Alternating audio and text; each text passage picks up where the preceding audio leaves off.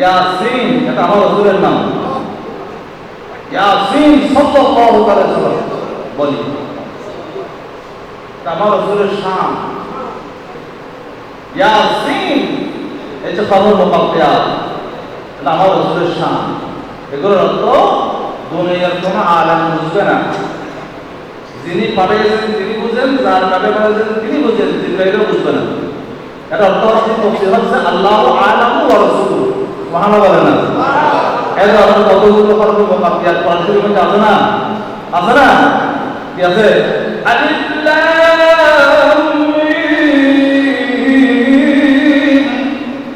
আলিফ লাম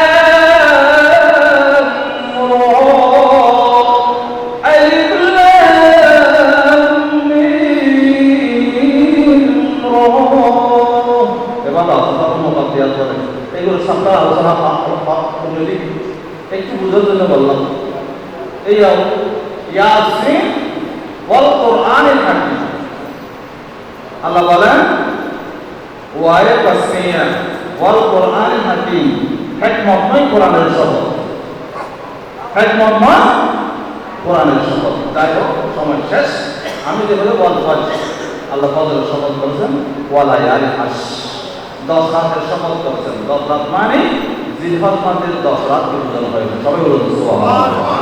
শাপলা টেলিভিশন, দেশীয় ঐতিহ্যের ধারক।